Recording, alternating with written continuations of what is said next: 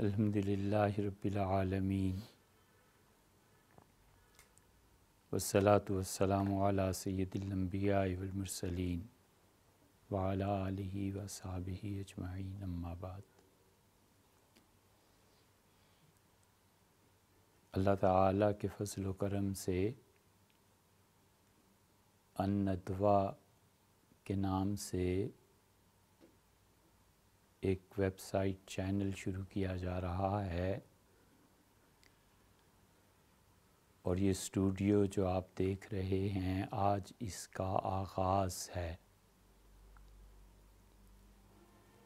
اس کا افتتاح معلوم نہیں ہے کون آئے کون کرے، لیکن حکم یہ ہوا کہ اس کے آغاز میں ہم کچھ گفتگو کریں۔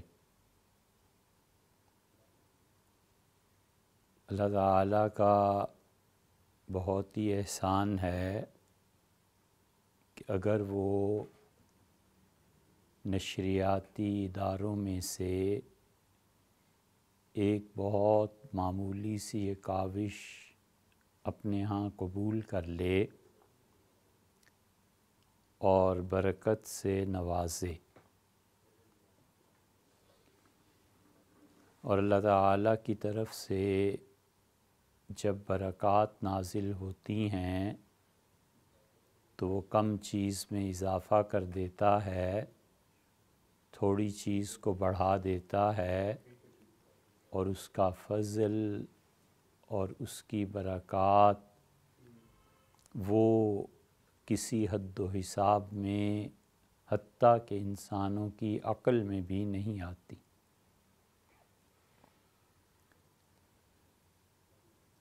وقت میں برکت دے دے اور تھوڑے وقت میں زیادہ کام لے لے، اسباب اور وسائل کی قلت کے باوجود اپنا فضل فرمائے اور اس کے لیے اخلاص سے کی گئی کوششیں ثمر آور ثابت ہوں، اور وہ اپنی اس مخلوق سے کام لے لے جس کی طرف لوگوں کی توجہ بھی نہیں ہوئی، حتیٰ کہ ان اشیاء سے جن کو لوگ حقیر سمجھتے ہیں، یہ سب اس کے اپنے فیصلے اور سب اس کی اپنی مشیت کاملہ کے مظاہر ہیں۔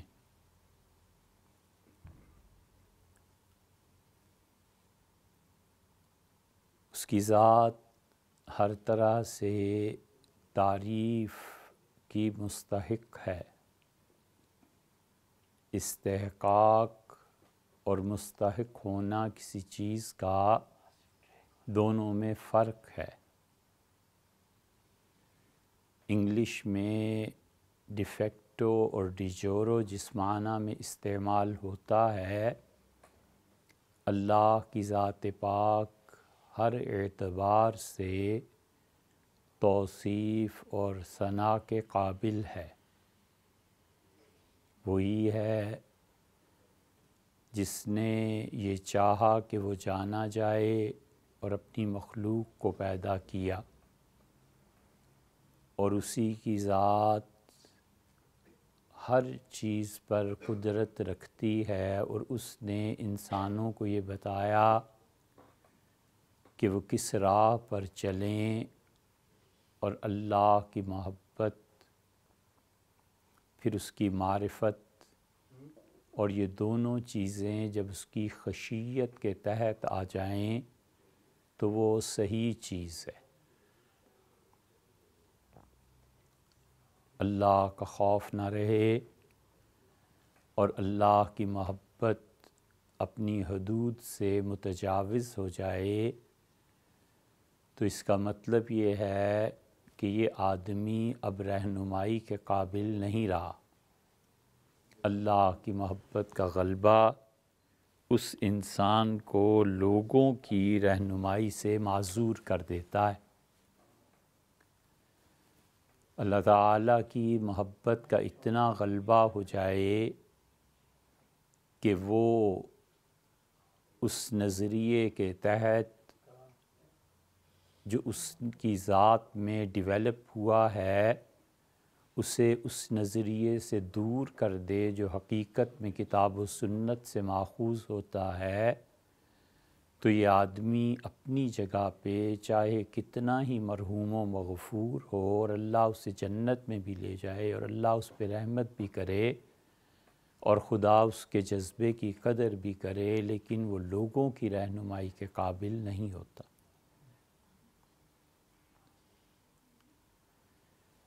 وحدت الوجود کے جتنے یہ مشائخ تھے، ان میں بہت سوں پہ اللہ کی محبت کا ایسا غلبہ ہو گیا کہ انہوں نے ایک وجود کا اس بات کیا اور وہ اللہ کی ذات پاک ہے،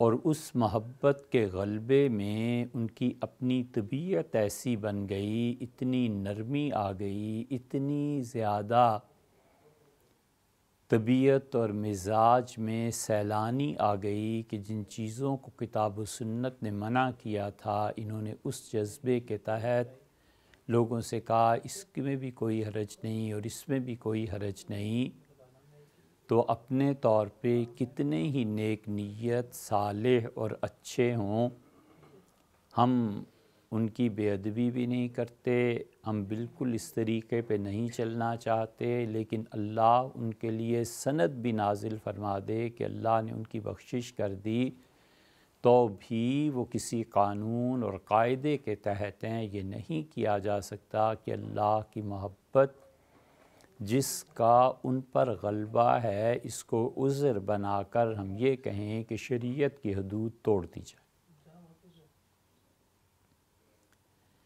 اسی طرح کبھی اللہ کی معرفت کا غلبہ ہوتا ہے اور اللہ کی معرفت وہ پہچاننے لگتا ہے اللہ کو، اس کی ذات کو، اور دنیا اور آخرت دونوں کی اسے سمجھ آتی ہے۔ دنیا کو وہ اللہ کی دلیل سمجھتا ہے۔ اگر یہ کائنات نہ ہوتی، یہ دنیا نہ ہوتی، یہ سمندر اور پہاڑ نہ ہوتے، تو ذات باری تعالیٰ کے اسبات کے لیے دلیل کہاں سے فراہم ہوتی؟ اس لیے مومن آدمی ان چیزوں سے محبت کرتا ہے اس لیے کہ یہ اس کی دلیل ہیں، بس اس سے آگے کچھ نہیں،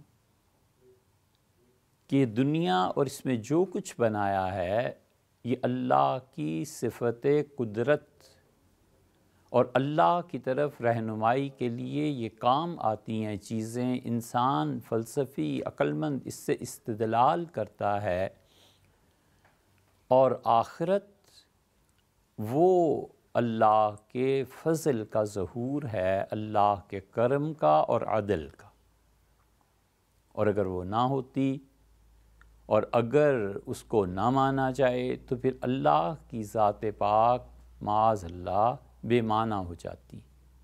اسی لیے قرآن بار بار آخرت پر زور دیتا ہے اور لوگوں کو کہتا ہے کہ ایک دن ایسا آئے گا آئے گا آئے گا، وگرنہ اگر وہ دن نہ ہو یا کوئی نہ مانتا ہو تو یہ رہتی دنیا ہی جہنم ساری ہو جائے، پھر نئے جہنم کی ضرورت کیا ہوتی؟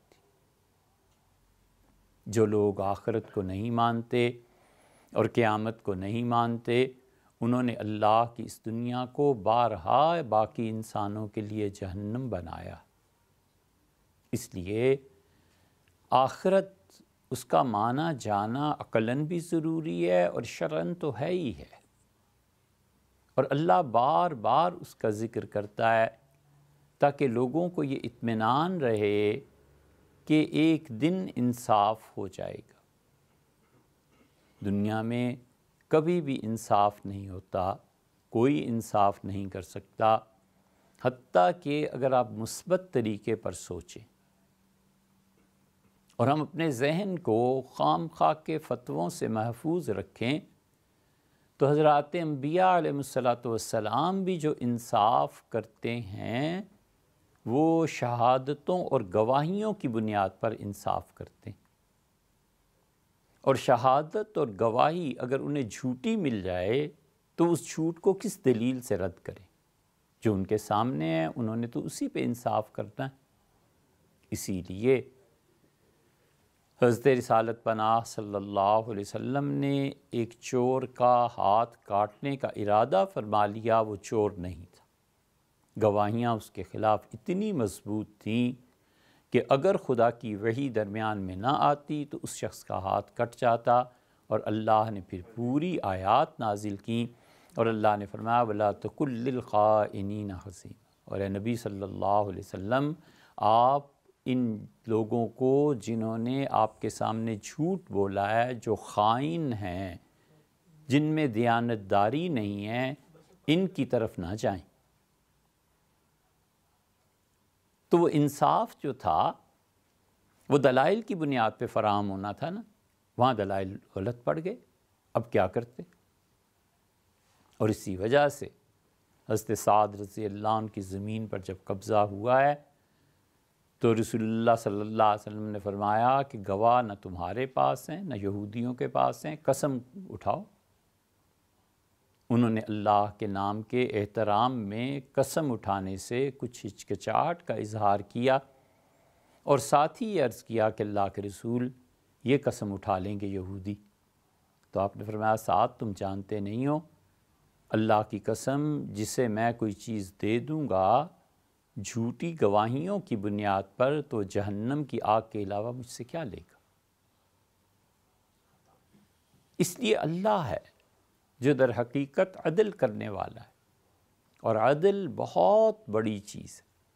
اسی لیے اللہ تعالیٰ بار بار کہتا ہے کہ انصاف کو قائم کرو، وزن کو قائم کرو، ترازو کو سیدھا رکھو، اور کہتا ہے ہم نے ترازو کو نازل کیا، اور اسی کی ذات کے لیے ساری تعریف اس اعتبار سے ہے کہ وہ ہمیشہ اپنے بندوں کی مدد کرتا ہے، اور وہ ایک گروہ کے ذریعے دوسرے گروہ کو پست اور شکست اس میں مبتلا کرتا ہے، اور اس کی ذات ایک چیز کو غالب رکھتی ہے، اور کائنات میں جتنی بھی اس کی نافرمانی ہوتی ہے وہ نافرمانی کرنے والا جانتا ہو یا نہ جانتا ہو، اس کے ساتھ ساتھ دنیا کا قانون حرکت میں آئے یا نہ آئے، اللہ کا اپنا قانون وہ حرکت میں آ جاتا ہے، اور اللہ کا قانون پھر چلتا رہتا ہے۔ اللہ تعالیٰ کے قوانین کبھی معطل نہیں ہوتے، خدا کے قوانین کبھی بھی ایسے نہیں ہوتا کہ وہ اپنا عمل چھوڑ دیں۔ حضرت رسالت مآب صلی اللہ علیہ وسلم نے سنن کبریٰ میں امام بہقی رحمۃ اللہ علیہ کی روایت آئی ہے، انہوں نے چند ایک چیزیں ایسی ہیں جس میں مومن آدمی کو زندگی بھر اپنے آپ کو ملوث نہیں کرنا چاہیے۔ سچی گواہی اپنی آنکھوں سے دیکھے تو بھی حد الوسع ان چیزوں سے اپنی جان چھڑائے۔ ایک مومن آدمی کو چند باتیں ایسی ہیں جس میں کبھی بھی زندگی میں نہیں پڑنا چاہیے، ان میں سے ایک قتل کا مسئلہ ہے۔ آنکھوں کے سامنے بھی قتل ہو جائے تو ہمارا دور اس میں اتنی غفلتیں، اتنا اپنی صلاحیتوں کو ضائع کرنا ہے کہ چپ رہے اور ان چیزوں میں شریک نہ ہو، ورنہ وقت بھی ضائع ہوگا، پیسہ بھی ضائع ہوگا۔ اس کو یہ ذہن میں آئے گا کہ میں سچی بات اور اعلیٰ کلمت اللہ اور یہ اور انصاف اور یہ سب کچھ، لیکن حقیقت میں وہ اپنے وقت اور پیسے کو برباد کر دے گا۔ 3 طلاقیں ہیں، کسی کو طلاق دینی ہے، مومن اور سمجھدار آدمی ان کاموں میں نہیں پڑتا، کبھی بھی نہیں پڑنا چاہیے، اس لیے کہ اللہ کے نزدیک یہ کام بہت ہی برا ہے۔ تو جو طلاق ہے کسی کو دینی ہے، دلوانی ہے، لوگ جانیں، ان کا کام جانیں، بہت بڑی چیز ہے 3 طلاقیں دے دینا، اور تہمت میں بالکل نہیں پڑنا چاہیے۔ تہمت اتنی بری چیز ہے کہ اس کے لیے خود اللہ نے 2 عورتوں کی گواہی نازل کی ہے، دونوں عورتوں کی پاکیزگی اللہ نے بیان کی ہے، اور اگر اللہ تعالیٰ بیان نہ کرتا تو پھر کیا ہوتا کائنات میں کوئی ایک ثبوت عیسائیوں کے پاس ایسا نہیں ہے کہ مریم ایک پاک دامن خاتون تھیں۔ وہ تو اللہ نے گواہی نازل کی اور اللہ نے فرمایا کہ والا مریم بہتان عظیمہ، اور انہوں نے مریم پر جو بہتان باندھا ہے، یہودیوں نے، ہم نے اس کی وجہ سے لعنت کی ہے۔ تو اس لیے کسی بھی خاتون پہ تہمت لگانا یہ اتنا بڑا گناہ ہے، اتنی بڑی چیز ہے کہ خدا کی وحی اس کے لیے نازل ہوئی۔ اب بھی دنیا میں جو چیلنج کرتے ہیں اور وہ کہتے ہیں کہ یوسف کی اولاد تھے سیدنا مسیح علیہ السلام، اس کی تردید کیا ہے، عقلاً کیا ہے، تاریخ میں کیا ہے؟ کچھ بھی نہیں، کوئی ایک گواہی جو دے سکے، اور پوری مسلمان دنیا اس کی گواہی دیتی ہے، اربوں افراد۔ ان کی بنیاد کیا ہے؟ ان کی بنیاد اللہ کو سچا ماننا ہے، اور اللہ جو کچھ کہے وہ سچ ہے۔ اور دوسری خاتون ام المومنین حضرت عائشہ رضی اللہ عنہا تھیں، جن کی طہارت اور گواہی کے لیے اللہ تعالیٰ نے تقریباً 17 آیات نازل کی۔ اگر یہ اتنی بڑی بات نہ ہوتی کسی خاتون کے کردار پر تہمت لگانا، تو یہ وحی ایسے ہی حرکت میں آ جاتی۔ کبھی نہیں پڑھنا چاہیے ان کاموں۔ مومن آدمی ہزار گز دور رہے ان چیزوں سے، اور جو اللہ کا قانون حرکت میں آتا ہے ان چیزوں کی وجہ سے، وہ آخرت میں بھی ختم نہیں ہوگا۔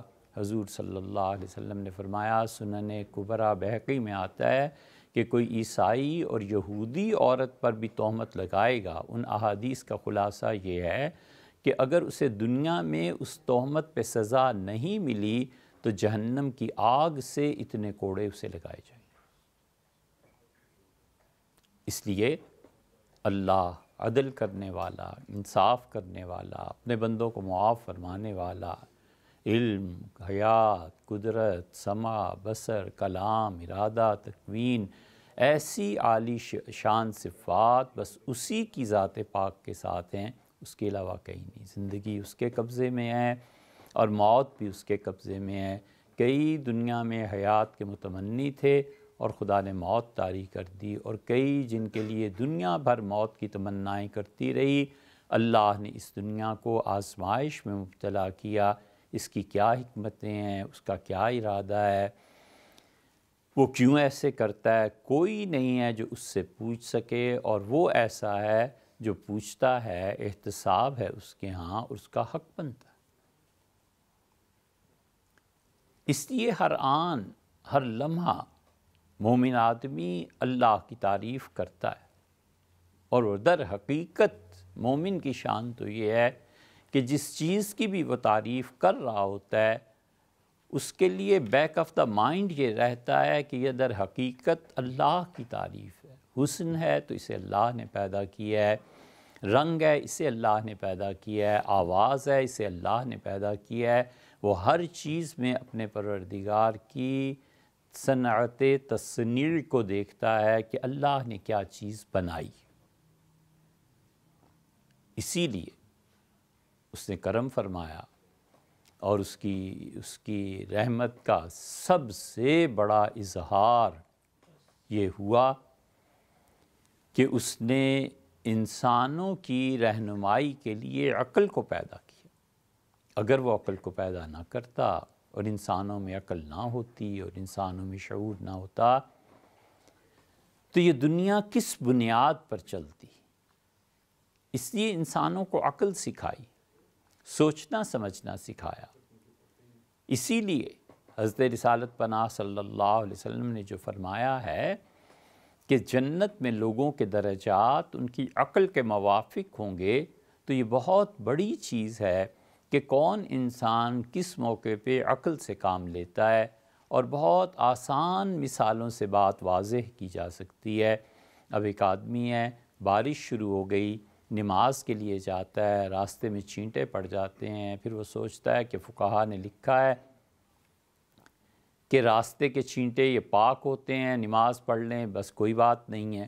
اور ایک آدمی اپنی عقل سے کام لیتا ہے کہ بارش ہو رہی ہے، چھتری لے کے جانا چاہیے، ایسے نہ ہو کہ چینٹے پڑ جائیں، ایسے نہ ہو کہ کپڑے تر ہو جائیں، اس کی وجہ سے مسجد کی قالین، مسجد کا کارپٹ وہ تر ہو جائے، وہ یہ سوچ سمجھ کے چلتا ہے کہ مجھے بھیگنا تو ہے ہی مگر ذرا باعزت طریقے پہ بھیگوں.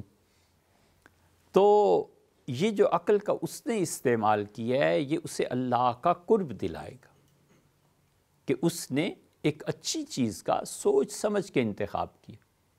اسی لیے رسول اللہ صلی اللہ علیہ وسلم نے غالباً حضرت جریر رضی اللہ عنہ سے ارشاد فرمایا تھا،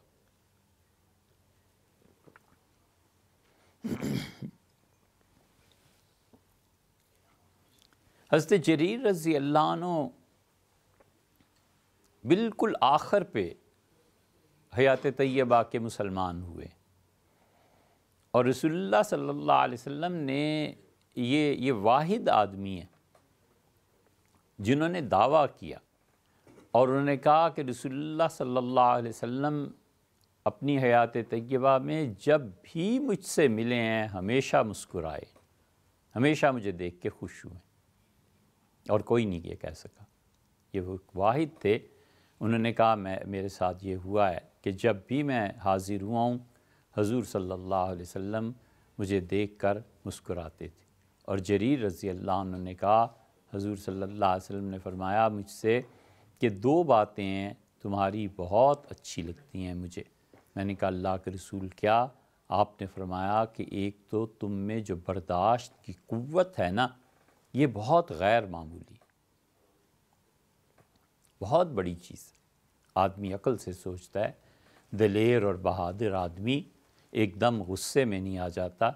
ایک آدمی جس میں دلیری نہیں ہے وہ کہتا ہے کہ اب یہ پھنس گیا ہے، اب اسے مارو جتنا مارنا ہے، اس کو نچوڑ لو. اور دلیر آدمی برداشت کرتا ہے، وہ کہتا ہے کون سی اتنی بات ہے، اللہ نے طاقت دی ہے، جب چاہوں گا پکڑ لوں گا، کرنے دو جو کرتا ہے، ممکن ہے باز آ جائے، ممکن ہے رجوع کر لے. اور دوسری بات ارشاد فرمائی کہ یہ جو تم میں تعمق ہے، سوچ ہے، فکر ہے، فرمایا یہ بہت اچھی. سوچ اور فکر کے بعد جو لوگ فیصلہ کرتے، اس لیے انسانوں میں اللہ نے ان کی رہنمائی کے لیے عقل پیدا فرمائی، اللہ نے عقل دی ہے. اسی لیے قرآن کریم میں آیا ہے کہ انہوں نے کہا لو کننا نسمع نعقل، اگر ہم انبیاء علیہ السلام کی بات سنتے اور عقل سے کام لیتے، ما کننا فی اصحاب السعیر، اور ہم کبھی بھی آج جہنم میں نہ جاتے. عقل کا بہت بڑا مقام ہے. آدمی عقل سے سوچتا ہے کیا کام کرنا ہے، کیا کام نہیں کرنا. اور پھر خدا ہی کا احسان ہے، اس نے بہت بڑا کرم فرمایا کہ جہاں عقل پہنچ کے گنگی ہو جاتی ہے اور بہری ہو جاتی ہے، وہاں اللہ نے وحی نازل کی اور لوگوں کو بتایا کہ جس نتیجے پر تمہاری عقل ممکن ہے 1000 سال کے بعد پہنچے، ہم پہلے ہی دن تمہیں بتا دیتے ہیں کہ یہ کام نہیں کرنا، یہ کام کرنا. وحی نے رہنمائی کی. عقل 1000 سال کیا 10,000 سال بھی کام کرتی رہے تو ممکن ہے وہ گائے اور سور کے گوشت میں فرق نہ کر سکے. انبیاء علیہ السلام نے پہلے دن یہ بات بتا دی کہ دیکھو یہ ٹھیک ہے، یہ غلط ہے. عقل کے پاس کوئی دلیل نہیں ہے کہ وہ کبھی بھی یہ فیصلہ کر سکے کہ رشتوں کا تقدس اور حرمت اور حلت کس بنیاد پہ، کیا بنیاد ہے، کچھ بھی نہیں. وہی نے فیصلہ کیا. اس نے کہا کہ حرمت علیکم امہاتکم، تمہاری مائیں، ان سے نکاح حرام، فلاں سے حرام، فلاں سے حرام. اور پھر قرآن چلتا چلا گیا ہے اور کہتا ہے یہ رشتے تمہارے لیے حرام ہیں. یہ اللہ کا فیصلہ ہے. حتیٰ کہ آپ کبھی سوچیں کہ اتنا بڑا فیصلہ ہے کہ اللہ تعالیٰ نے نبی کریم صلی اللہ علیہ وسلم کو امت سے ہٹ کر جو نکاحوں کی اجازت دی ہے، تو ان کے لیے بھی ایک موقع پہ چل کے فرما دیا کہ خالصۃ لک، صرف آپ کو یہ اجازت ہے، من دون المومنین، ایمان والوں میں سے کسی کو یہ اجازت نہیں ہے.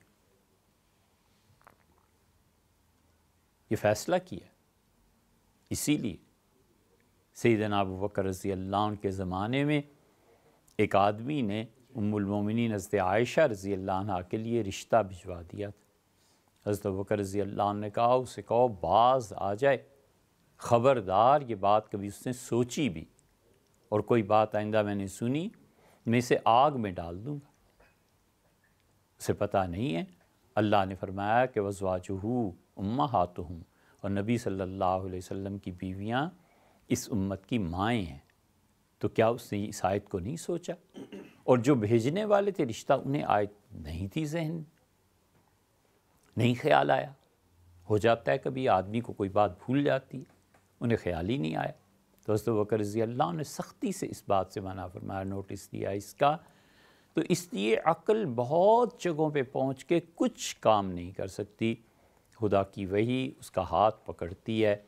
انبیاء علیہ السلام صحیح راہ دکھاتے ہیں، نبوت پہ اعتماد، نبوت پہ بھروسہ، حضرات انبیاء علیہ السلام کے کیے ہوئے فیصلے، ان کا ادب، ان کا احترام، یہ سب چیزیں عقل سے چاہے وہ ماورا ہی کیوں نہ ہوں، اگر آدمی ان کو عقل کی ترازو پہ پرکھے گا تو عقل کا ترازو بالکل ناکام ہو جائے گا، نبوت غالب آئے گی، اور نبوت میں وحی جو ہوتی ہے وہ ساری کی ساری جو ان تک کی گئی ہے اس پہ ایمان لانا ضروری ہوتا ہے۔ حضرت رسالت مآب صلی اللہ علیہ وسلم کی جتنی بھی عظمت ہے اور ان کا جتنا ترفع اور تعلق مع اللہ ہے، دو بنیادوں پہ قائم ہے۔ ایک بنیاد ان پہ وحی کا آنا ہے، جتنی بھی شریعت ہے یہ انہی کے مرہون منت ہے، اور رسول اللہ صلی اللہ علیہ وسلم کی عظمت کی دوسری بنیاد ان کی بشریت، کہ بشریت کے اعتبار سے بھی اللہ نے اپنی مخلوق میں سب سے اعلیٰ ہستی وہ پیدا کی، اور شریعت کے اعتبار سے بھی بہت آسان، بہت نرم شریعت رسول اللہ صلی اللہ علیہ وسلم کو دی گئی۔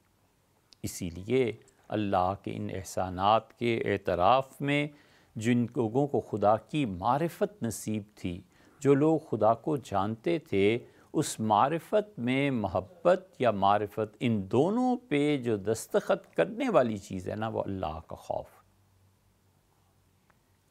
وگرنہ خدا کی محبت اکیلی رہ جائے، پورا امکان ہے کہ آدمی گمراہ ہو جائے،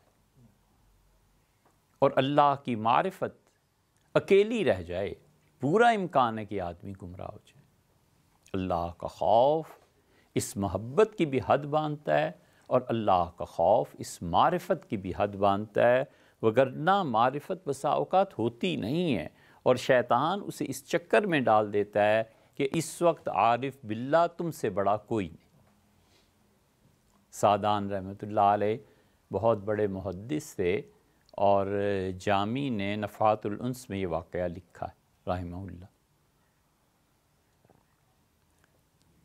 اور سعدان احادیث بہت کثرت سے بیان کرتے تھے، استاد تھے۔ ان کے زمانے میں ایک صوفی تھے، انہوں نے کہا کہ اپنے مریدوں سے کہ وہ ہماری مجلس میں ایک لڑکا آیا کرتا تھا، بہت دن ہو گئے انہیں اسے نہیں دیکھا۔ تو لوگوں نے کہا حضرت معلوم نہیں، وہ آتا تھا، نہ گھر معلوم نہ پتہ، تو اس لیے کچھ خیال نہیں آتا۔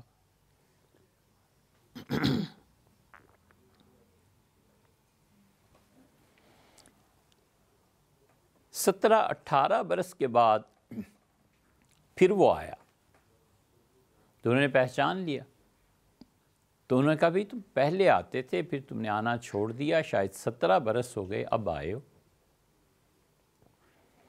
اس نے کہا مجھے اللہ کی معرفت مل گئی، تو میں جس مقصد کے لیے آپ کی مجلس میں آتا تھا جب حاصل ہو گیا تو پھر کیا آنا تھا، پھر آج ایسے ہی خیال آیا کہ آپ کی طبیعت دریافت کروں، آپ بوڑھے ہو گئے ہیں۔ تو انہوں نے کہا اللہ کی معرفت کیسے؟ اس نے کہا ایک دن آپ کی مجلس سے جا رہا تھا، اور اس مجلس کی برکتیں تھیں، اور رات ہو گئی تھی، میں جنگل میں جا رہا تھا تو نور ظاہر ہوا، اور اس نے کہا کیا چاہتے ہو؟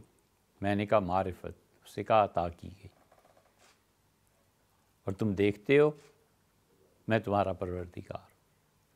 میں نے اسے سجدہ کیا، اور میں نے اپنی شوق کا اظہار کیا کہ تم مجھ سے ملا کرو اے میرے پروردگار. تو اس نے کہا آ جایا کرو رات کو کبھی ہم ملیں گے. تو میں جاتا رہتا ہوں، وہ مجھ سے ملتا ہے.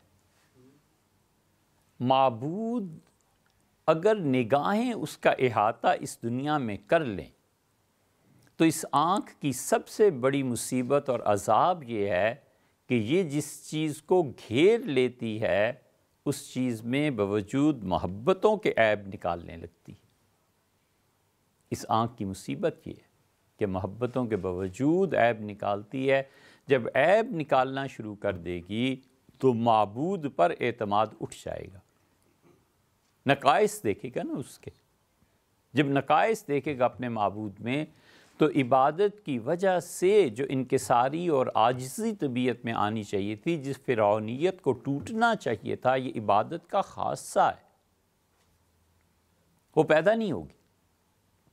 اسی جو کہتے ہیں نا خدا نظر کیوں نہیں آتا. خدا نظر آنے لگ جائے تو پھر شاید ہی دنیا میں کوئی اس کا سچا پرستار رہے. اس لیے آخرت کا کہا ہے کہ آخرت میں دیکھو گے، اس لیے کہ آخرت میں تو ساری چیزیں ہی تبدیل ہو جائیں گی. آخرت میں تو یہ سماعت کچھ کی کچھ ہو جائے گی، بصارت کی کچھ ہو جائے گی. تو انہوں نے کہا اچھا تو تمہیں خدا کی معرفت مل گئی. تو انہوں نے اپنے دوستوں سے کہا کہ اٹھو اور سعدان محدث کے پاس چلتے ہیں. اور جا کر انہوں نے کہا حضرت وہ حدیث سنائیے جس میں آپ بتاتے ہیں کہ رات کو ایک عرش بچھتا ہے. انہوں نے کہا ہاں یہ اس کی سند ہے. اور حضور اقدس صلی اللہ علیہ وسلم نے فرمایا کہ شیطان رات کو ایک نور کا عرش بچھا دیتا ہے اور پھر وہ آواز دیتا ہے لوگوں کو اور وہ کہتا ہے کہ میں تمہارا پروردگار ہوں. اور پھر وہ پوچھتا ہے کہ میرے بندو تم میں سے سب سے اچھا کام کس نے کیا ہے. پھر جب اسے پتہ چلتا ہے کہ اس نے طلاق دی ہے تو شیطان اسے گلے لگا لیتا ہے کہ سب سے اچھا کام تو تم نے کیا. تو انہوں نے کہا اچھا حضرت چلتے ہیں. ایک موڑ تک پہنچے اور شیخ نے سلام کیا، اس نے بھی سلام کیا، وہ بھی چلا گیا. شیخ اگلے دن آیا تو رو رہا تھا. شیخ نے کہا کیوں رو رہے؟ اس نے کہا 17 سال جس کو سجدہ کرتا رہا، آج پتہ چلا کہ وہ اللہ نہیں تھا، زندگی ضائع کر لی. یہ وہ چیز ہے کہ آدمی جس چیز کو معرفت سمجھتا ہے اور جس چیز کو محبت سمجھتا ہے اس میں اگر اللہ کے خوف کے دستخط نہیں ہیں تو کچھ نہیں. خدا کا خوف باندھ دیتا ہے کہ تمہاری محبت اپنی جگہ پہ، مگر یہ جو تم آہوزاری کرتے ہو، روتے ہو، کہتے ہو کہ تم نے مجھ سے ملنا ہے، مجھے دیکھنا ہے، خبردار یہ اصول اور قانون کی بات ہے کہ تم نے نہیں دیکھنا جب تک کہ تم موت کے پل کو کراس کر کے میرے پاس نہیں آؤ. اطمینان ہونا چاہیے. انبیاء علیہ السلام کی زبان پہ اعتماد ہونا چاہیے. اسی لیے جن لوگوں کو حقیقی معرفت نصیب ہو جاتی ہے وہ ہر اس چیز کا احترام کرتے ہیں جو چیز اللہ کی طرف لے کے چلتی. ہر اس چیز کا احترام اللہ نے اس ادب کو سکھایا ہے. اور اللہ تعالیٰ نے فرمایا ہے کہ وَالْعَامِّينَ الْبَيْتِ الْحَرَامِ، اور مسجد حرام کی طرف جو آؤ، بیت اللہ کی طرف، تو دیکھو جو آنے والے ہیں انہیں ستانا نہیں. وَلَلْحَدْيِ وَلَلْقَلَائِدِ، جو قربانی کے جانور ہیں ان کا احترام ضروری ہے، یہ میرے ہیں. حتیٰ کہ ان کے گلوں میں جو پرانا جوتا ڈال دیا جاتا تھا، عربوں کی ایک رسم تھی کہ جب جوتے ان کے پھٹ جاتے تھے خراب تو اسے جو قربانی کے لیے جانور جاتے تھے حرم شریف میں ان کے گلے میں لٹکا دیتے تھے. یہ علامت تھی اس بات کی کہ اس جانور کو ڈاکو نہیں چھیڑیں گے، چور چرائیں گے نہیں، کوئی اس کو مارے گا نہیں، یہ اللہ کی چیز. اللہ نے کہا وہ جو جوتے لٹکائے جاتے ہیں نا جن جانوروں کے گلوں میں، ان کا احترام ضروری ہے. اسی لیے کسی ارادے پہ اس نے نہیں کہا کہ میں عذاب دوں گا. یہ ایک چیز ہے مکہ. اللہ نے کہا وَمَن يُرِدْ فِيهِ بِالْحَادٍ، جو مکہ کے متعلق یہ تصور بھی کرے گا، ارادہ بھی کرے گا کہ وہ یہاں پہ دین کے خلاف کوئی چیز پھیلائے گا، نزک ہو، ہم اسے بڑی شدید سزا دیں گے، کڑی سزا دیں گے، یہ ہمارا گھر ہے۔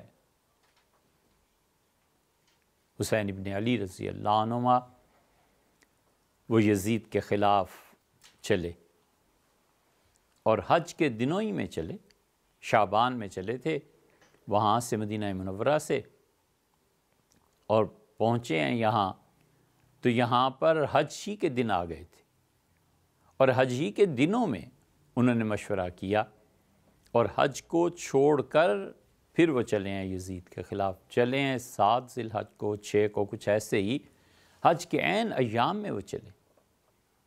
یہ ان کا اجتہاد تھا، وہ سمجھتے تھے کہ ہمارے نفل حج اور عمرے سے کہیں زیادہ ضروری ہے کہ حکومت کے نظام میں جو تبدیلی آ رہی ہے اور خلافت کی بجائے اب یہ جو بادشاہت کا نظام چلنے لگا ہے، ہمیں روکنا چاہیے۔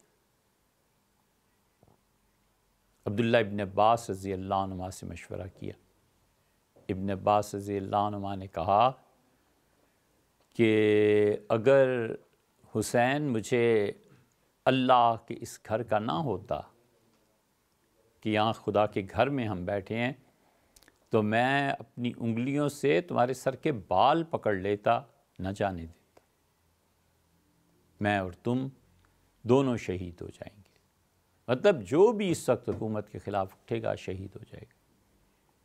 اور انہوں نے کہا حضرت اگر خدا کے گھر کا احترام نہ ہوتا تو میں آپ کی اس بات کا جواب دیتا، جو بھی جواب دیتے، لیکن دونوں نے اللہ کا گھر، بیت اللہ کا احترام، بڑی بات نہیں کی، سختی سے بولے نہیں، خدا کا گھر ہے، اس کا احترام ضروری۔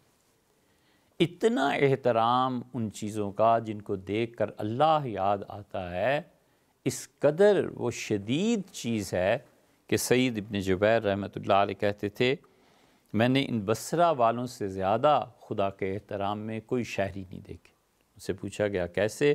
تو انہوں نے کہا میں بصرہ والوں کو دیکھتا تھا، جو آدمی بھی حرمین شریفین میں ان میں سے آتا ہے اتنا احترام کرتا ہے حضور صلی اللہ علیہ وسلم کی یادگار چیزوں کا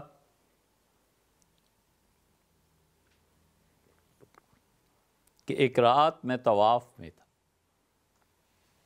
اور میں نے ایک لڑکی کو دیکھا، وہ بیت اللہ کا طواف کر رہی تھی اور اس قدر وقار سے چل رہی تھی، اس قدر خدا سے محبت اور تعلق کے ساتھ کہ رشک آتا تھا اسے دیکھ کے۔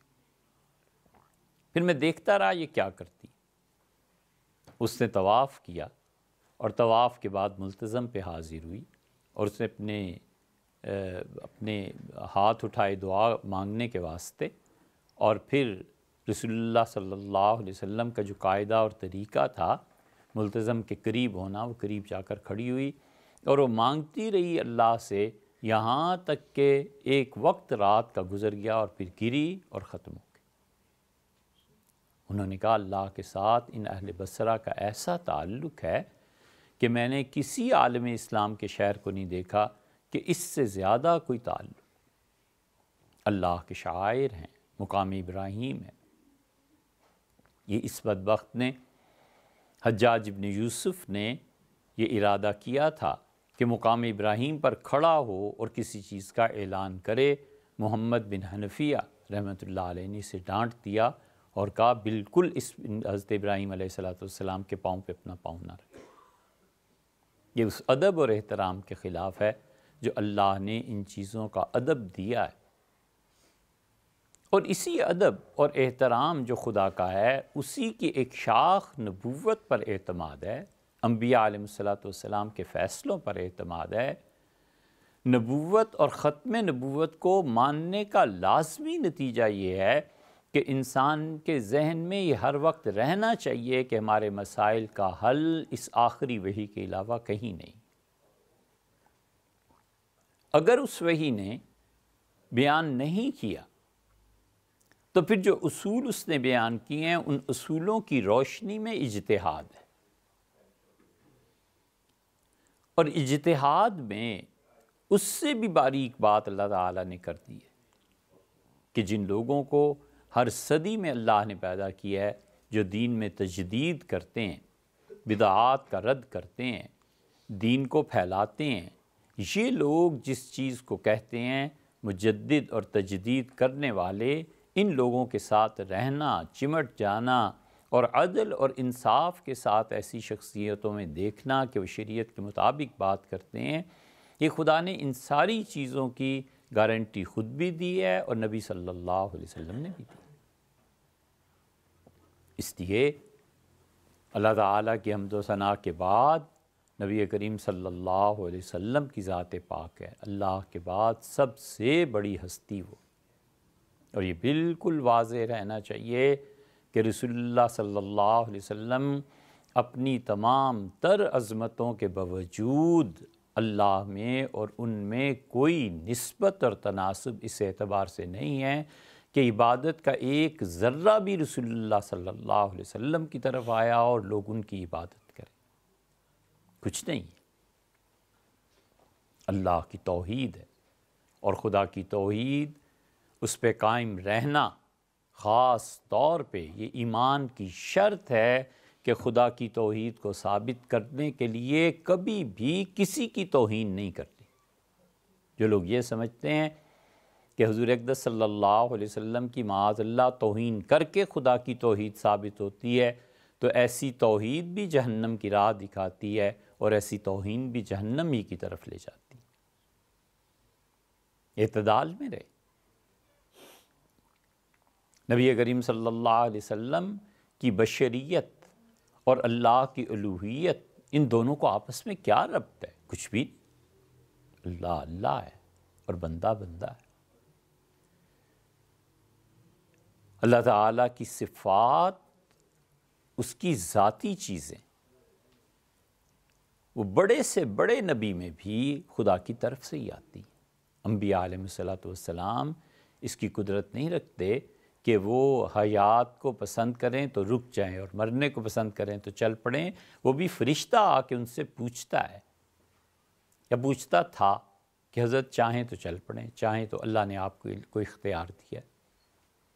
زندگی سے بڑی کیا چیز ہے؟ حضرت موسیٰ علیہ السلام کے پاس فرشتہ آ گیا، طویل حدیث ہے، اس کے آخر پہ یہ آتا ہے کہ حضرت موسیٰ علیہ السلام نے کہا اچھا مرنا ہی ہے تو پھر جب کیا اور تب کیا، اب کیا مرنا اور اس وقت کیا مرنا، مجھے بس اتنی مہلت دے دو کہ میں بیت المقدس کے اتنا قریب پہنچ جاؤں کہ رمیہ، جتنا ایک آدمی ہاتھ اٹھا کر پتھر پھینکتا ہے، بس اتنا فاصلہ رہ جائے تو لے جانا۔ اسی لیے دوسری روایت میں آپ نے فرمایا کہ میں جب معراج میں گیا تو جبریل نے مجھے اس مسجد کے قریب پہنچ کے کہا یہ دیکھیں کیا ہو رہا ہے۔ تو میں نے جب زمین میں غور کیا تو موسیٰ علیہ السلام اپنی قبر میں کھڑے ہو کے نماز پڑھ رہے تھے، تو میں نے دیکھا انہیں، وہ ایسے ہی ہے۔ اور آپ نے عمر اگر تم میرے ساتھ ہوتے تو میں تمہیں بتاتا کہ ان کی قبر کچی مٹی کے ٹیلوں میں درمیان میں ایک جگہ آ گئی ہے، بہت گہری ہو گئی ہے، مٹی اس کے بعد پڑتی رہی۔ تو اس لیے حضور اقدس صلی اللہ علیہ وسلم وہ اپنا مقام ہے، اللہ کا اپنا ادب اور احترام ہے۔ اس کا مطلب یہ نہیں ہے کہ اس توہین پہ کوئی توحید قائم کرنی ہے، مگر دوسرا پہلو بھی ضروری ہے کہ اس عظمت کو خدا کی الوہیت میں نہیں ملایا جا سکتا۔ اللہ اللہ ہے اور بندہ بندہ ہے۔ عالمگیری میں جملہ لکھا ہے نا، فتاوی عالمگیری میں، کہ اللہ اپنے مقام سے کبھی اتنا نیچے نہیں آتا کہ وہ لوگوں میں مل جائے، اور لوگ کبھی اپنے مقام سے اتنا اوپر نہیں جاتے کہ خدا میں مل جائیں۔ تو اس کے الفاظ بظاہر ذرا سے ایسے ہیں کہ اب ہمارے پاس کوئی چیز نہیں ہے کہ اس کو بیان کر سکیں، الفاظ کی زبان کا دامن تنگ ہے۔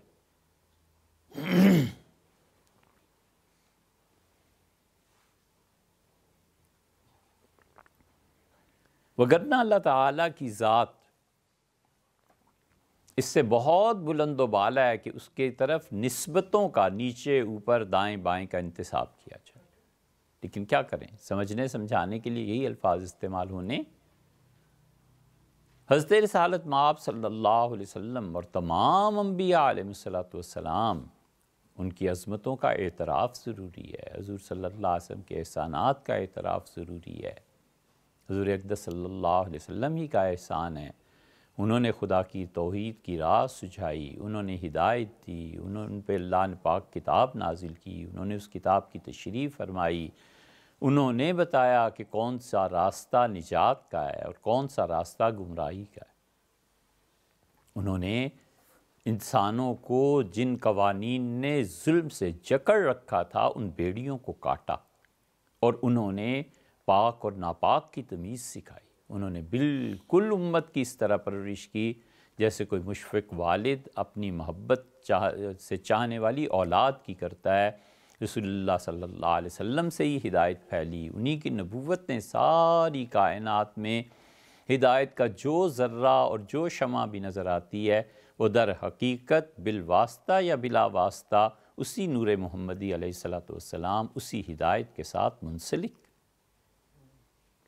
محبت و اللہ کی خشیت و معرفت و جو راہ اس کوچے سے نہیں گزرتی نا، وہ کہیں بھی پہنچے کم سے کم خدا تک نہیں پہنچتی، بس اللہ تک وہ نہیں پہنچتی، باقی جدھر جاتا ہے کوئی جائے۔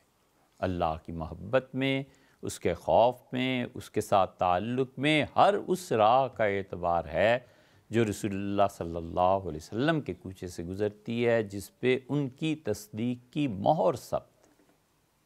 یہ بنیادی نکتہ تھا جو صحابہ کرام رضی اللہ عنہم سمجھ گئے تھے، اور وہ جانتے تھے کہ کائنات میں کوئی ہدایت نہیں ہے۔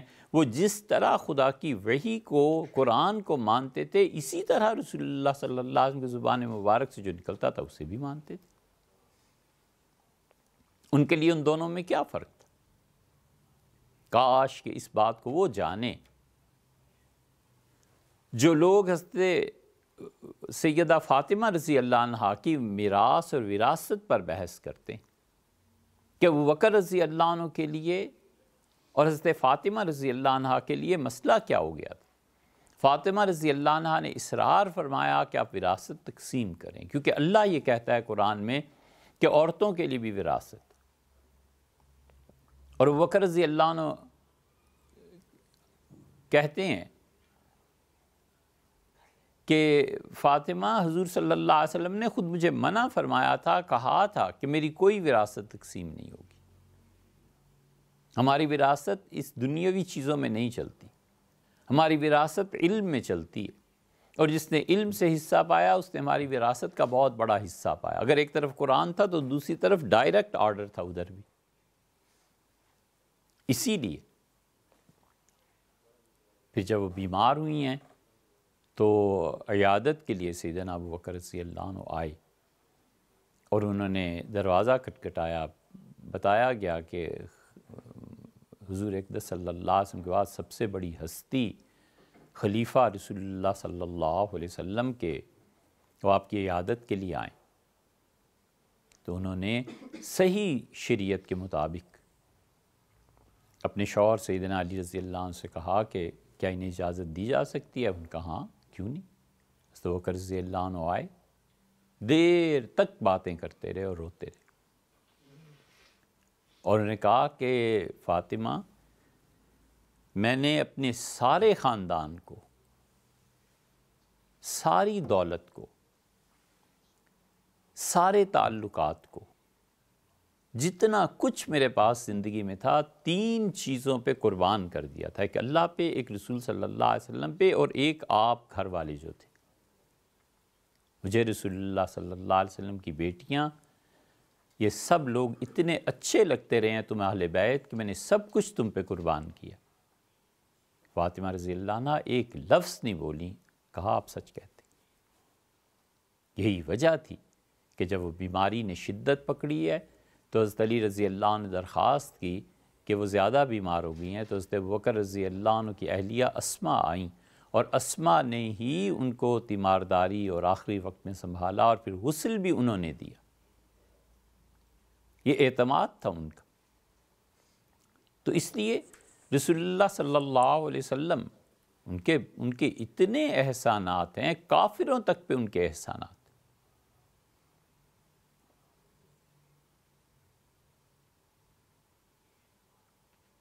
قیامت میں کوئی آدمی ایسا نہیں ہوگا جس پر ان کا احسان اس دن بھی نہ ہو۔ عباس رضی اللہ عنہ کے بھائی تھے نا ابو لہب، عبد المطلب کے 10 بیٹے تھے۔ حمزہ رضی اللہ عنہ مسلمان ہو گئے تھے، اسلام قبول کر لیا تھا۔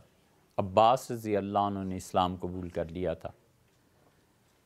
یہ ابو لہب جو تھا، یہ تو ظاہر ہے کہ خدا نے اس کی مذمت میں قرآن کو نازل کیا۔ انہوں نے خواب میں اسے دیکھا اور کہتے تھے اس کی موت کے بعد 1 سال تک مجھے بے چینی تھی کہ ابو لہب میرا بھائی تھا، ہوا کیا ہوگا اس کے ساتھ۔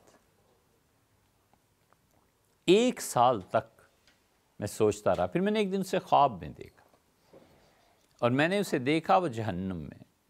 تو میں نے اس سے پوچھا کوئی رات؟ اس نے کہا سب سے بڑی رات پیر کے دن ہوتی ہے۔ یہ جو عالم ارواح ہے نا، یہ جو دوسرا جہان ہے نا، یہ مسافتوں اور زمانہ ان سب سے پاک ہوتا ہے۔ ایک آدمی کو نوح علیہ السلام کے زمانے میں دفن کیا گیا، وہ اور جو قیامت سے پہلے آخری آدمی مرے گا، یہ دونوں برابر ہے۔ وہاں ٹائم اور سپیس اس کی کوئی اہمیت نہیں ہوتی۔ اللہ ہی چاہے تو انہیں پتہ چلے کتنا زمانہ گزر گیا ہے، خدا چاہے تو انہیں اطلاع دے، وگرنہ زمانے کا یہ تصور وہاں نہیں ہے۔ یہ بڑی دلچسپ چیز ہے۔ زمانہ مسلسل چل رہا ہے کہ انسان کو مٹائے، اور انسان کو اللہ نے لگا دیا ہے کہ اپنی بقا کی جدوجہد کرے۔ یہ دونوں ایک دوسرے کے اینٹی ہیں، دونوں ایک دوسرے کے خلاف چل رہے ہیں۔ زمانہ اپنا اثر ڈالتا ہے کہ یہ فنا ہو جائے، اور ادھر سے انسان جدوجہد کرتا ہے کہ میں باقی رہوں۔ 80 سال کی عمر ہے تو 85 سال ہو جانے چاہیے۔ بڑی عقلی سی بات ہے۔ آپ سوچیں کہ جس دن مرنا ہے اس دن، وہ جو طے شدہ بات ہے، اس دن نہ کھانا بچا سکے گا، نہ پینا بچا سکے گا، نہ اوڑھنا بچھا سکے گا، نہ مکان بچا سکے گا۔ تو پھر بیٹھ جائے کہ مرنا تو ہے ہی ایک دن، جس دن مرنا ہوگا مر جائیں گے۔ اب یہ جتنا کچھ کرتا ہے نا، اس گھڑی سے بچنے کے لیے کرتا ہے، حالانکہ اس کو پتہ ہے کہ جب وقت آ گیا نا تو پھر یہ میری چیزیں کام نہیں دیں گی، تو پھر کس لیے مکان بنانا ہے، بیٹھے رہو۔ یہ عقلاً ہے، لیکن اس کے باوجود ہم کرتے ہیں۔ بڑا گہرا راز ہے اس میں۔ جو آدمی زمانے کے غلبے کو اپنے اوپر نہیں آنے دیتا، اس کا واحد حل ہے کہ رسول اللہ صلی اللہ علیہ وسلم نے اس موقع پر جو دعا پڑھی ہے نا، وہ دعا زمانے کے اس اثر کو زائل کر دیتی۔ بہت گہری بات ہے، اس پہ کئی گھنٹے بات کی جا سکتی ہے، بہت گہری بات ہے۔ حضور صلی اللہ علیہ وسلم نے بتا دیا کہ جتنا زمانے کا اثر تم پہ مرتب ہونا تھا، یہ دعا اگر مانگو گے تو زمانے کا اثر ختم ہو جائے گا، اس لیے کہ زمانے کو پیدا کرنے والا اللہ خود ہی اس کے اثرات کو ختم کر دے گا۔ سبکی نے طبقات الشافیہ میں اور جگہ بھی یہ حدیث آئی ہے، ہم نے اسے ریکارڈ کروایا ہے۔ 17 آدمی، اس پہ آپ ٹائم پہ غور کریں کہ ٹائم کی اس میں کیا حیثیت رہی تھی، تو رسول اللہ صلی اللہ علیہ وسلم نے بتایا کہ اس کی موت آ گئی، فرشتے آ گئے، جھگڑا اٹھا، وہ حیات اور زندگی کے فرشتے بھی آ گئے، تو انہوں نے کہا اس کی موت کا حکم آ گیا ہے۔ انہوں نے کہا نہیں ابھی اس کی زندگی باقی ہے، چلو اللہ کے پاس چلتے ہیں۔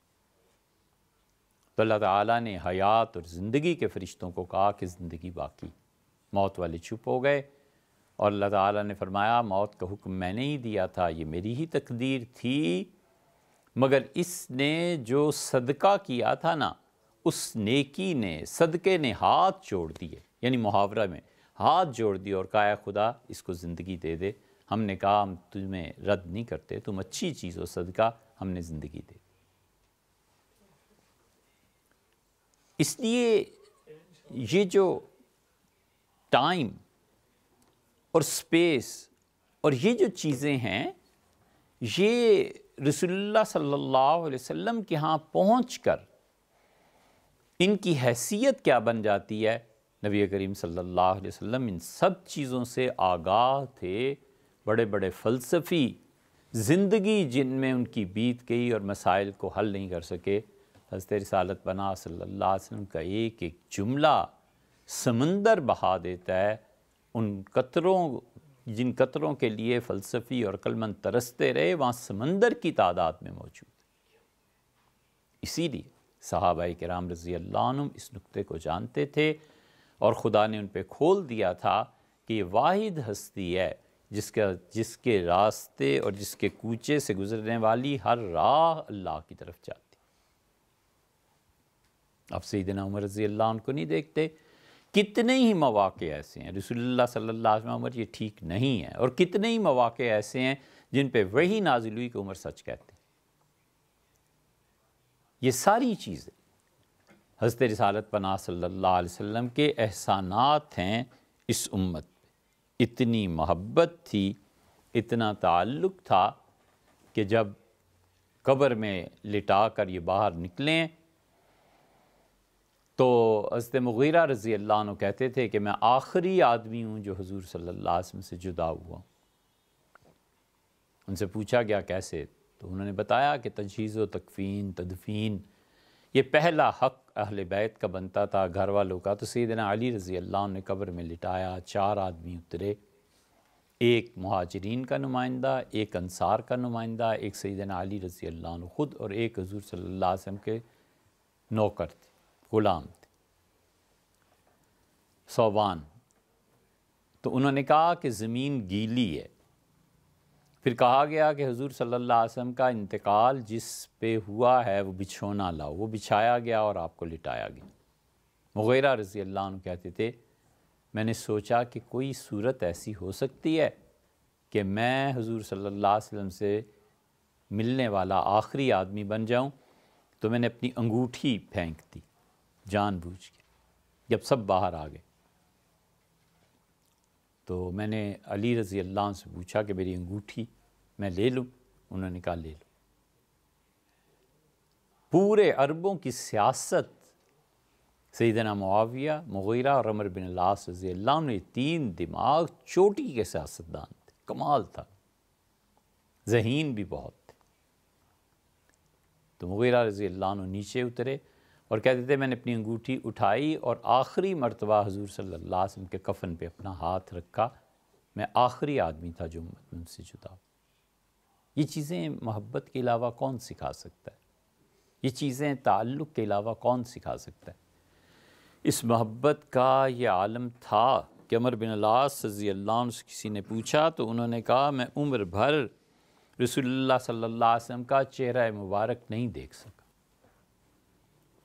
کب پوری طرح جسے کہتے ہیں دیکھنا نہیں دیکھ سکا۔ ان کا ادب اتنا غالب تھا کہ کبھی ایسے نہیں ہوا کہ آنکھوں میں آنکھیں ڈال کے بات چیت ہو گئی۔ انہوں نے کہا البتہ مجھے یہ پتہ ہے کہ رسول اللہ صلی اللہ علیہ وسلم کو 2 آدمیوں سے بہت گہری محبت تھی۔ انہوں نے کہا میں اتنا جانتا ہوں کہ وہ 2 آدمی تھے جن سے آپ کو بڑی گہری محبت ہے۔ یہ عمر بن العاص رضی اللہ عنہ کی گواہی ہے ان کے انتقال سے پہلے کی۔ فرمایا کہ ان میں سے ایک تو ابن سمیہ،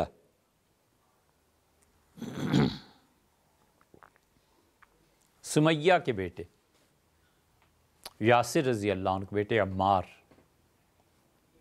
انہوں نے کہا حضور صلی اللہ علیہ وسلم کو ان کے ساتھ بہت گہری محبت تھی۔ عمار سے محبت اتنی زیادہ تھی کہ ایک ایک چیز انہیں بتاتے رہے کہ عمار یہ ہونے والا ہے، عمار یہ ہونے، عمار یہ، حتیٰ کہ ایک دن فرمایا کہ عمار تم شہید ہو جاؤ گے۔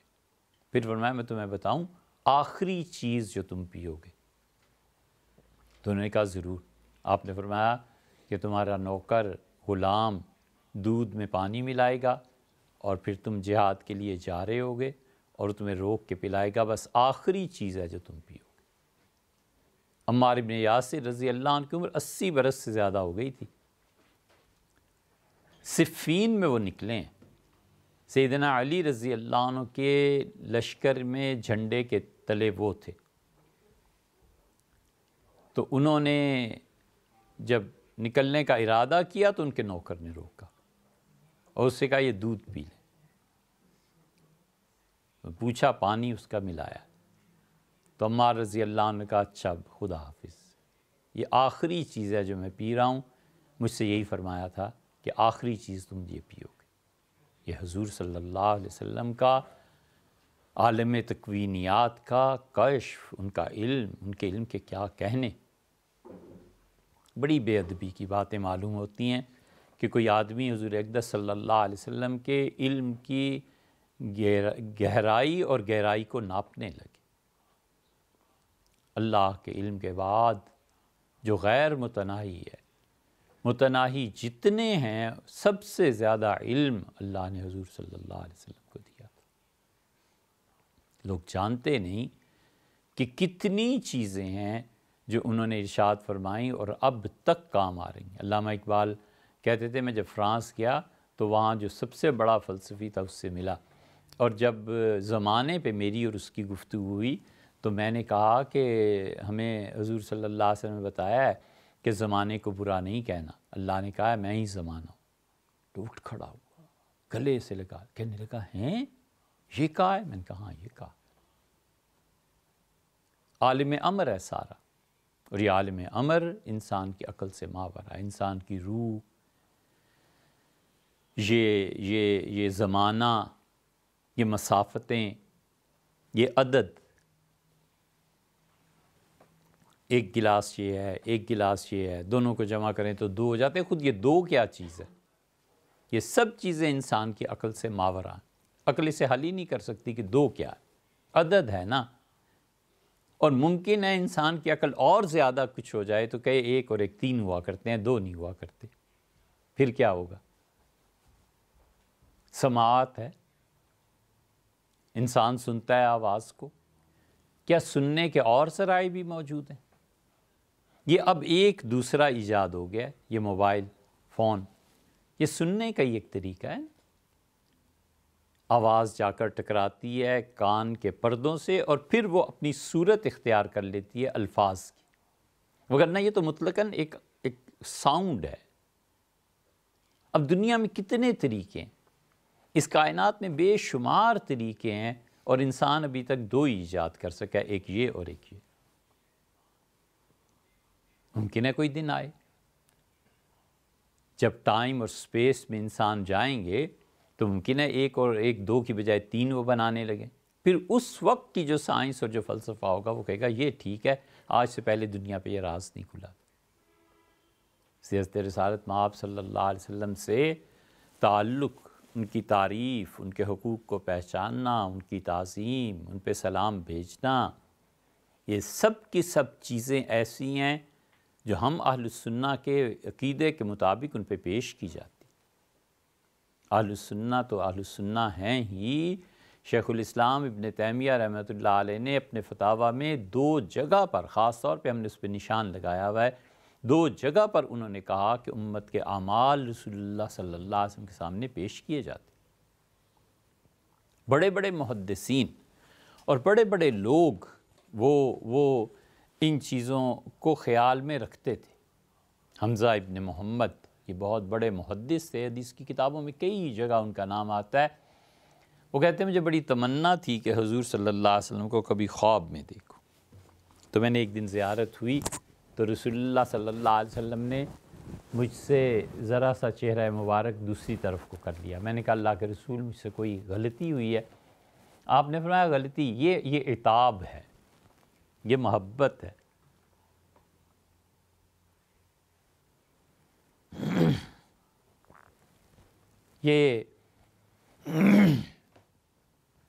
یہ محبت کے ساتھ ایک طرح کی ناگواری کا احساس اور اس کا اظہار ہے۔ وہ کہتے ہیں میں ہمیشہ لکھتا تھا، حدیث جب لکھتا تھا تو لکھتا تھا آخر پہ کہ حضور صلی اللہ علیہ وسلم کے نام کے ساتھ میں لکھتا تھا کہ وہ صلی اللہ علیہ۔ تو میں نے کہا اللہ کے رسول کوئی غلطی مجھ سے ہو گئی ہو؟ آپ نے فرمایا تم ہمیں سلام نہیں کرتے، یہ کیا ہے؟ پھر میری آنکھ کھلی، پھر مجھے خیال آیا کہ میں سلام نہیں کرتا، اس کی کیا معنی ہے؟ اور پھر احساس ہوا کہ اوہو میں اس کے ساتھ وسلم کا لفظ نہیں نہ لکھتا، تو یہ مجھے تنبیہ فرمائی ہے کہ ہم پہ درود بھیجتے ہو، سلام نہیں بھیجتے۔ اور حضور صلی اللہ علیہ وسلم پہ سلام یہ درود سے بھی افضل ہے۔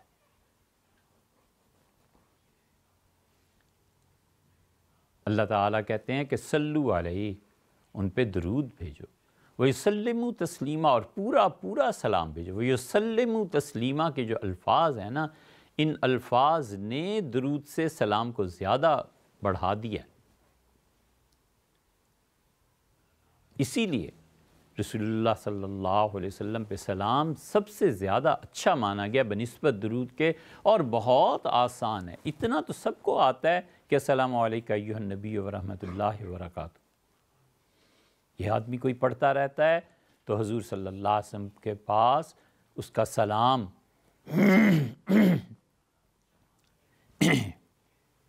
مسلسل پہنچتا رہتا۔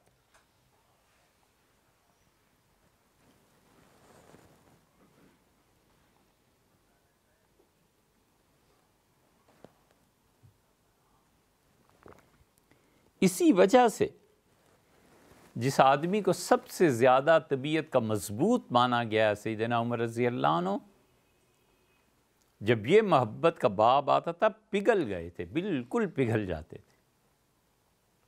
عبداللہ ابن عمر رضی اللہ عنہ کہتے ہیں تنخواہیں مقرر ہوئیں، میری تنخواہ 2500 اور اسامہ جو مجھ سے چھوٹے تھے، اسامہ بن زید، اس کی تنخواہ 3500۔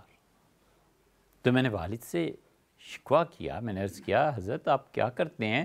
میں تو حضور صلی اللہ علیہ وسلم کے ساتھ غزوہ خندق سے لے کے آخر تک ہمیشہ شریک رہا ہوں، ہمیشہ شرکت کی ہے، اور اسامہ کی عمر ہی کیا تھی، اور یہ کسی جہاد کب غزوے میں رہے ہیں؟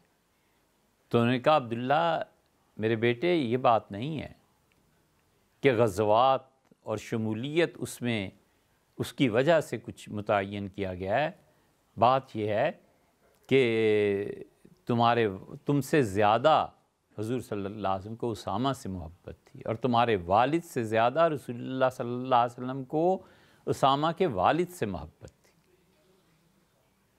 فرمایا انہیں ان سے محبت زیادہ تھی۔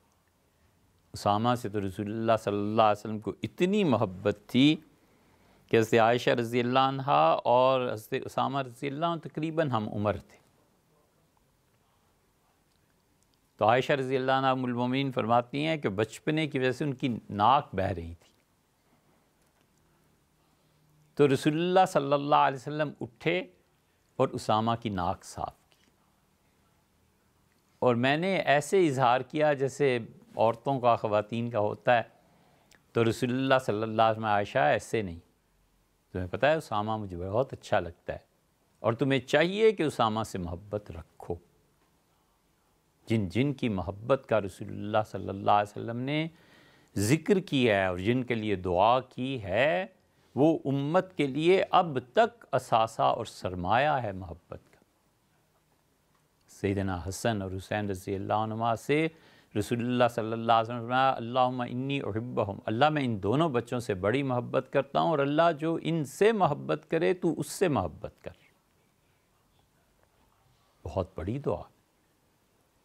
اسامہ رضی اللہ عنہ کو اتنی عزت، ادب، احترام، وفات سے پہلے آخری جھنڈا حضور صلی اللہ علیہ وسلم نے انہی کا باندھا ہے، اور بکر اور عمر رضی اللہ عنہما جیسے بڑے لوگوں کو ان کے تابع کیا ہے، اور فوج چلی گئی۔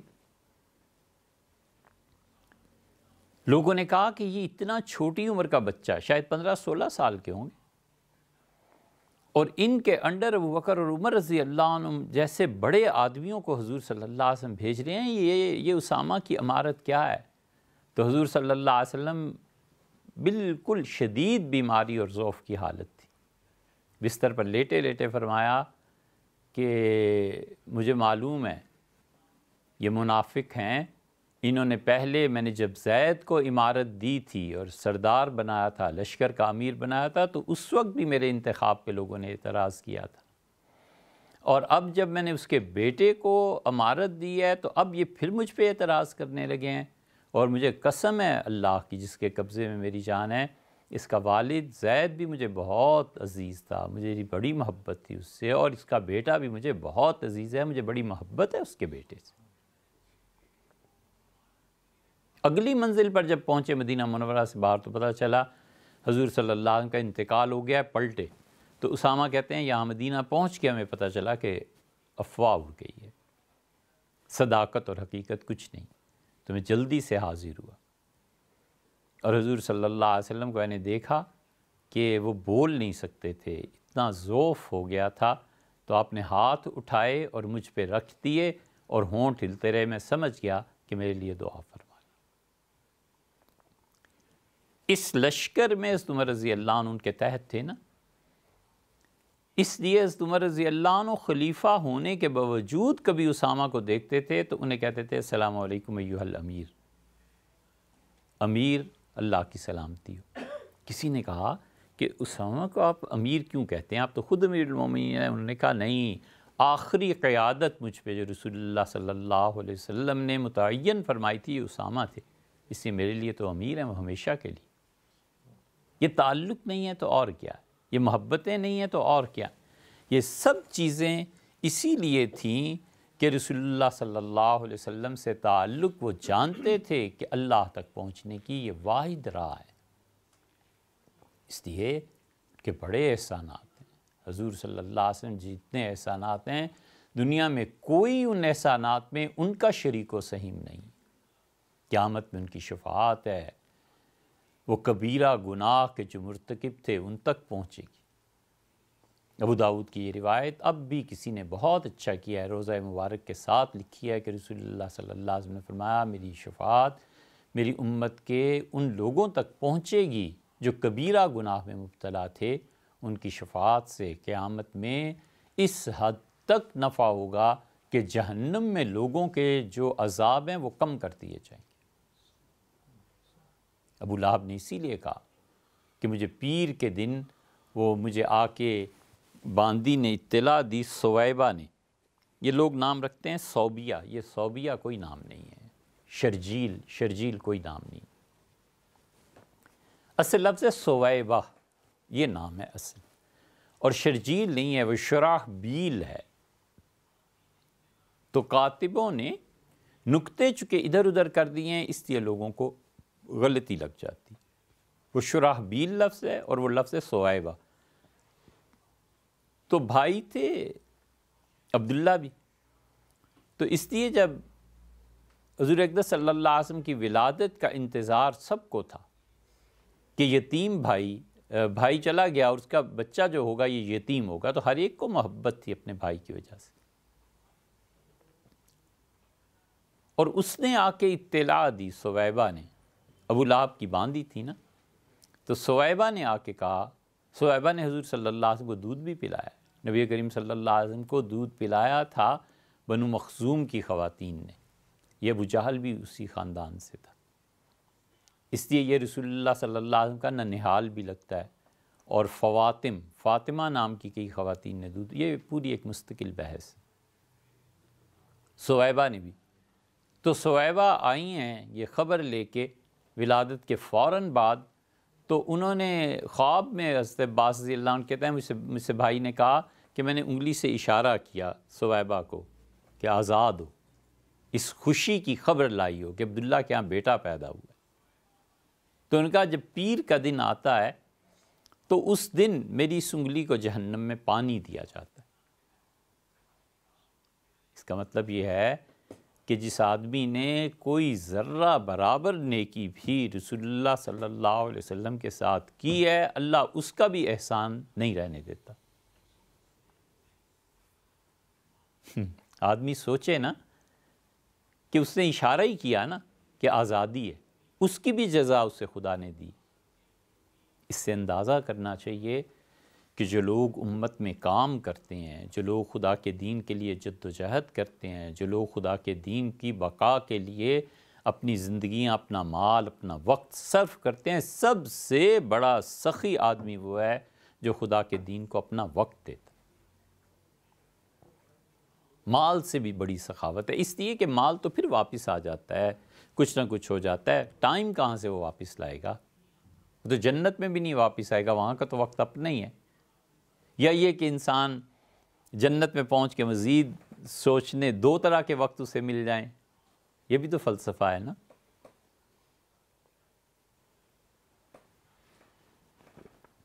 کبھی 6 ڈائمنشن میں پہنچے، پھر پتہ چلے ابھی 5th کی بات کرتے ہیں یا 4th کی بات کرتے ہیں، ایسے ہے نا؟ نہیں، 4th کی، 5th اور 6th تک پہنچے تو پھر کیا ہو؟ بڑے اسرار ہیں اس کائنات کے، بڑے اسرار ہیں۔ یہ جو تہجد کی نماز ہے نا، یہ نماز اسرار و رموز سلطنت شب کھولتی ہے۔ اس وقت پہ پتہ چلتا ہے کہ اللہ نے کیا کہا، کذالک نری ابراہیم ملکوت السماوات والارض، ہم نے ابراہیم کو دکھائے تھے آسمانوں میں اپنے نشان اور زمین میں، تاکہ انہیں پتہ چلے کہ ہم کیا ہیں، ہماری بادشاہت کیا ہے۔ لنوریہ من آیاتنا، ہم انہیں بیت المقدس اور آسمانوں پہ لے گئے معراج میں، تاکہ ہم انہیں دکھائیں، وہ دیکھیں، من آیاتنا، ہماری نشانیاں۔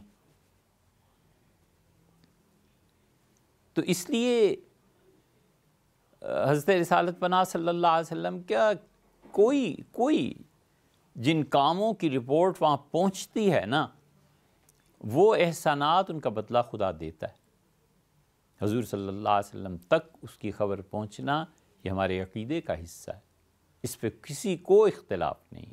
جتنے بھی اس وقت پائے جاتے ہیں امت میں فرقے، سب کا اتفاق ہے کہ یہ بات ہوتی ہے۔ صلاح الدین ایوبی نے جب بیت المقدس فتح کیا تھا تو اس زمانے کے جو بڑے لوگ تھے وہ ملنے آئے، انہوں نے کہا کہ آپ تو حضرت، آپ کی زیارت کے لیے تو ہم زندگی بھر ترستے رہے اور آپ خود چل کے آئے ہیں۔ تو انہوں نے کہا میں آیا نہیں ہوں، بھیجا گیا ہوں، مجھے کہا گیا ہے کہ جا کے سلام کرو صلاح الدین ایوبی کو، اور ہم اس سے بڑے خوش ہیں کہ اس نے اتنا بڑا کام کیا۔ یہ سب چیزیں ایسی ہیں۔ حضور صلی اللہ علیہ وسلم کی ناراضگی بھی ایسے ہی ہوتی ہے، اور وہ جو امت میں ایک طبقہ جو بھی ان کو دکھایا جاتا ہے کہ اس فعل سے حضور صلی اللہ علیہ وسلم ناراض ہیں، منع فرمایا کہ آئندہ ایسا کام نہیں کرنا، یہ چیز غلط، یہ سب چیزیں ہیں۔ اسی لیے حضور صلی اللہ علیہ وسلم نے فرمایا، اور فرمایا عبد المطلب کی اولاد کے ساتھ، عبد المطلب کی اولاد یعنی دادا کی اولاد، سیدنا علی تھے، حمزہ تھے، جعفر تھے، عباس تھے، یہ سارے حضرت عبد المطلب ہی کی تو اولاد ہیں۔ رسول اللہ صلی اللہ علیہ وسلم، تم یاد رکھو جس شخص نے عبد المطلب کی اولاد سے کوئی نیکی کی نا، قیامت میں اس نیکی کا بدلہ میں دوں گا۔ بہت بڑی بشارتیں یہ چیزیں، اس لیے بچنا چاہیے کسی بھی ایسی چیز سے جس سے رسول اللہ صلی اللہ علیہ وسلم کی طرف اشارے اور کنائے میں بھی کوئی توہین نکلتی ہے، والعیاذ باللہ۔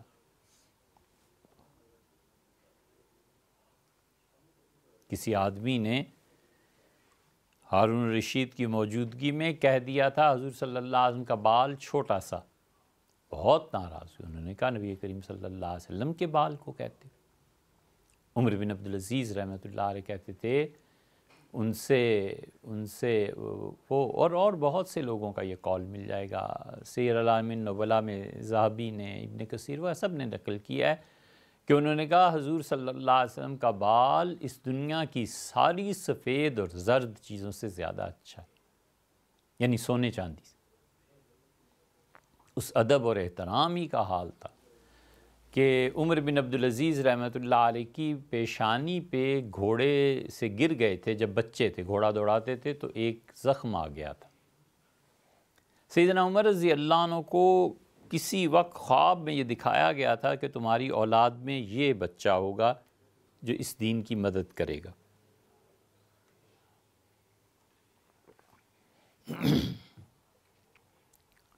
سیدنا عمر رضی اللہ عنہ کی ایک شادی ہو گئی تھی، وہ پھر مسئلہ کچھ الجھ گیا، اور جو ان کی اہلیہ تھیں وہ اپنے بیٹے عاصم کو ساتھ لے گئیں۔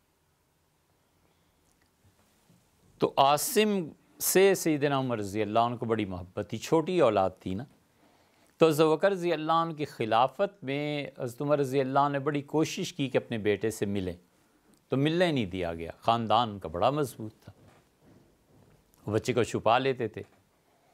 حضرت عمر رضی اللہ عنہ ایک دن عصر کی نماز کے قریب گئے، گھوڑے پہ سوار تھے، عاصم کو دیکھا اور بٹھا لیا اور ساتھ لیا۔ عاصم کے خاندان نے حضرت ابوبکر رضی اللہ عنہ کو شکایت کی کہ عمر ہمارے بچے کو لے گئے۔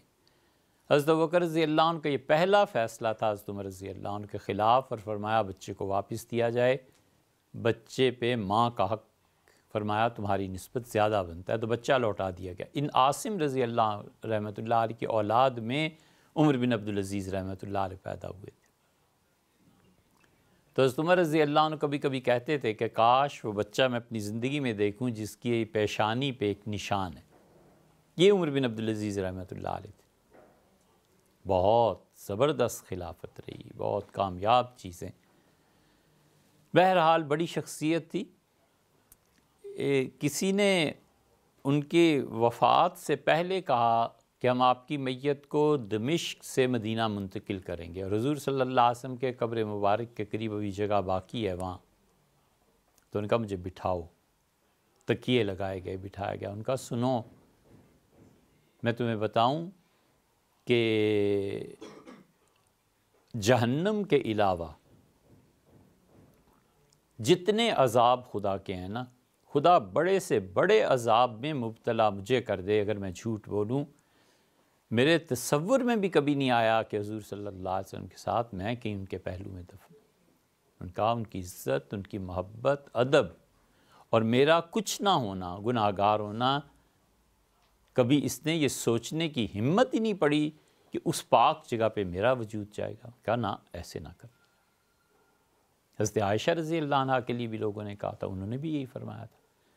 انہوں نے کہا میری خواہش تھی، پھر عمر آ گئے، ان کا پیغام آ گیا، پھر عمر دفن ہو گئے، تو انہوں نے کہا ابھی بھی ایک قبر کی جگہ باقی ہے۔ انہوں نے کہا نہیں، حضور صلی اللہ علیہ وسلم کے ساتھ دفن ہونا میری ہمت نہیں پڑتی، مجھے بس حضور صلی اللہ علیہ وسلم کی باقی بیویوں کے ساتھ دفن کر دیں۔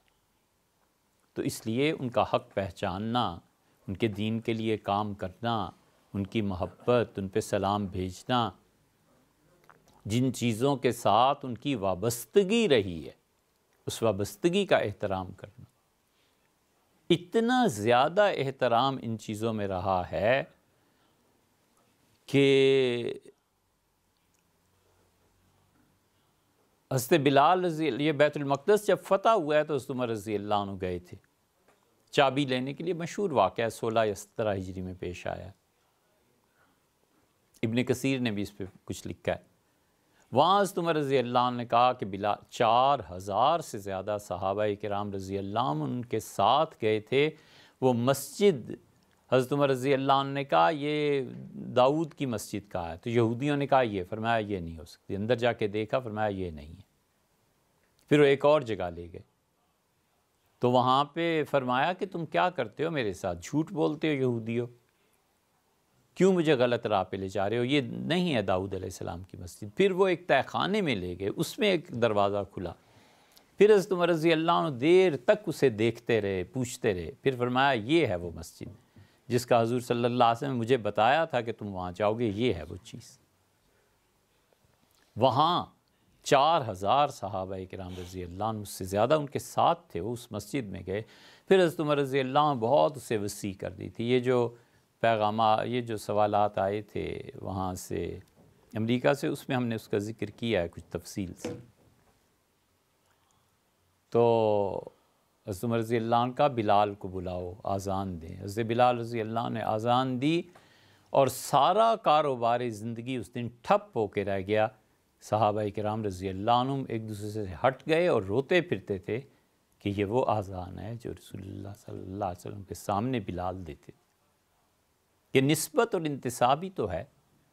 حضرت عمر رضی اللہ عنہ نے بلایا بلال کو، اور تعریف کر رہے تھے حضرت بکر رضی اللہ عنہ کی، اور کہا کہ ھذا حسنۃ من حسنات سیدنا بلال، ہمارے آقا بلال کو دیکھو، ابو بکر کی نیکیوں کا تمہیں کیا بتاؤں، یہ بلال اس کی نیکیوں میں سے ایک نیکی ہے، اس نے آزاد کر کے اسلام کی جھولی میں ڈال دیا۔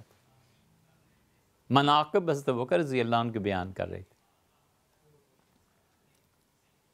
تو اس لیے یہ اسٹوڈیوز، یہ جتنی بھی چیزیں ہیں، ان کا انتصاب اگر خدا اور اس کے رسول صلی اللہ علیہ وسلم اور اس امت کے امت کے بڑے لوگوں کی طرف ہے تو تب تک خیر اور سلامتی.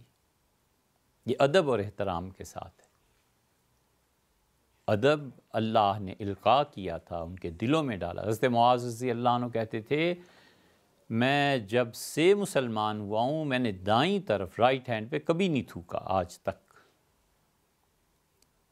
یہ کیا ہے؟ حضور صلی اللہ علیہ وسلم کی تربیت. اس لیے یہ جتنی بھی نیکی کے کام ہیں یہ کسی شخصیت اور فرد کے ساتھ منسلک نہیں ہے.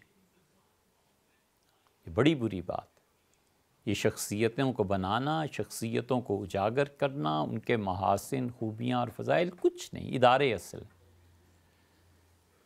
اس لیے ہم ہمیشہ یہ چاہتے رہے کہ ایک یونیورسٹی بنے اور اس کا پورا نصاب، اس کی پوری تعلیم، ہمیشہ یہ چاہتے رہے.